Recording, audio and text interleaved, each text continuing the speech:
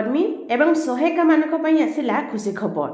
दीर्घ दिन धरी अंगनवाड़ी कर्मी एवं सहायिका माने सरकार निष्पत्ति उपरे अपेक्षा करथिले। शेषरे सेमानकु बड़ उपहार मिलिबाकु जाउछि। समस्त अंगनवाड़ी संघ एवं सरकारी अधिकारी मध्य एक उच्चस्तरीय बैठक अनुष्ठित होइछि, जेउथिरे अधिकारी माने समस्त अंगनवाड़ी संघर दाबी गुड़िक मंजूर करछन्ति। तेबे अंगनवाड़ी कर्मी एवं सहायिका मानकर दरमा वृद्धि हेबो। एही बैठक समय विभिन्न प्रसंग उपरे आलोचना करा जायछि।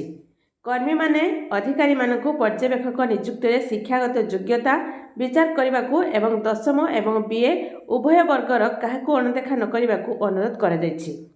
अंगनवाड़ी कर्मी एवं सहायिका मानकर दरमा प्राप्त सूचना अनुसार समस्त अंगनवाड़ी प्रतिनिधि मंडली जेउथिरे हरप्रीत कौर, कनकलता कौर, गरजिन कौर एवं अन्य माने सामिल थिले चंडीगढ़ रे विभिन्न अधिकारी सह साक्षात करथिले।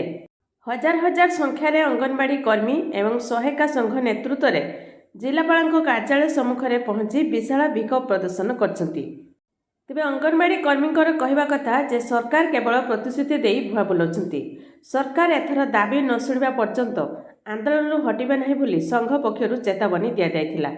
संघ पक्षरु करा जायथिबा दाबी गुड़िक मध्यरे अंगनवाड़ी कर्मी सहायिका मानकु सरकारी मान्यता जे पर्यंत सरकारीकरण करा जाय नहीं, कर्मी मानकु 18,000 टंका, सहायिका मानकु 9,000 टंका निर्वाचन इस्ताहार रे घोषणा करा जायथिबा प्रतिश्रुति अनुसार कर्मी मानकु 3,000, सहायिका मानकु 2,000 टंका वर्धित दरमा, अंगनवाड़ी केन्द्रर समस्त कार्य ऑनलाइन रे होथिबा कारणरू 5G मोबाइल जोगाबा पई एमिति 8 दफा दाबी नहीं संघ पक्षरु दाबी करा जायथिला।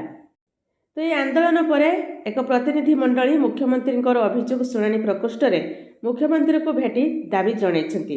मुख्यमंत्री ठारू सकारात्मक प्रतिश्रुति पाई संघ पक्षरु आंदोलन को स्थगित रखा जायथिला। तेबे सेही सब समस्तर दाबी खूब शीघ्र पूरण हेबाकू जाउछि। मुख्यमंत्री मोहन माझी अंगनवाड़ी कर्मी एवं सहायिका मानकर दरमा वृद्धि करिवे।